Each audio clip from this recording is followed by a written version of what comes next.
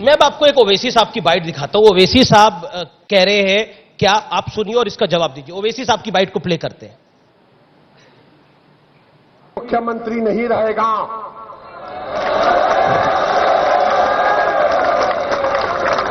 हमेशा मोदी प्रधानमंत्री नहीं रहेगा, और हम मुसलमान वक्त के एतबार से खामोश जरूर हैं, मगर याद रखो हम तुम्हारे जुल्म को भूलने वाले नहीं हैं। हालात बदलेंगे, जब कौन बचाने आएगा तुमको?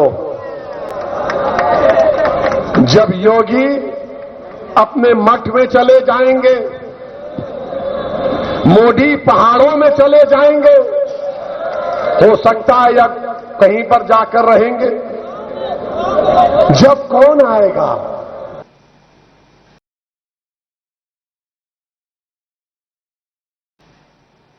क्या कहेंगे योगी जी? कह रहे जब योगी मठ में चले जाएंगे, मोदी हिमालय में चले जाएंगे, तब कौन बचाने आएगा? ठीक बोल रहे हैं, वक्त आएगा, वक्त आएगा तो हैदराबाद भाग्यनगर भी बनेगा।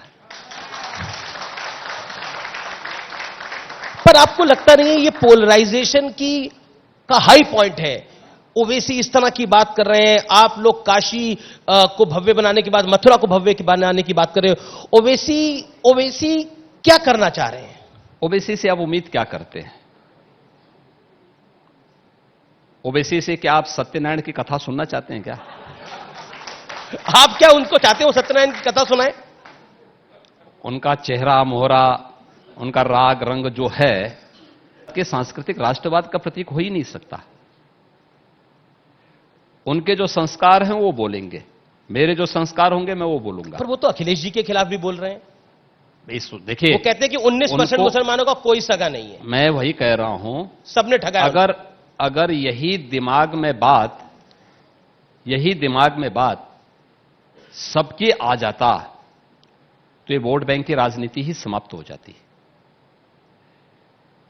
राष्ट्रवाद, सुशासन और विकास पे राजनीति होती, इन मुद्दों पे चर्चा होती जी। कि सपा को भय है कि राष्ट्रवाद जिस दिन प्रखर होगा और जिस दिन हुआ उस दिन वंशवाद और जातिवाद समाप्त। वो कहते हैं हम तो गन्ने की बात करते हैं, ये जिन्ना की बात करते हैं। हमने गन्ना की बात भी की और उन्होंने जिन्ना की बात की। हमने गन्ना किसानों के गन्ना मूल्य का भुगतान किया। वे सरदार वल्लभ भाई पटेल जी की जयंती के अवसर पर जब पूरा देश राष्ट्रीय एकता दिवस मना रहा था, उस दिन उन्होंने जिन्ना का महिमा मंडन कर दिया।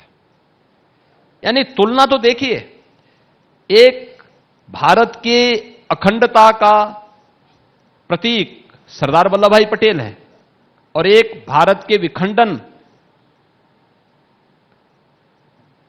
के लिए दोषी जिन्ना है।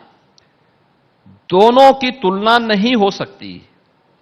एक भारत का भारत रत्न है, भारत के महानायक हैं, एक भारत के लिए खलनायक हैं, और दोनों को आप एक तराजू में तोलने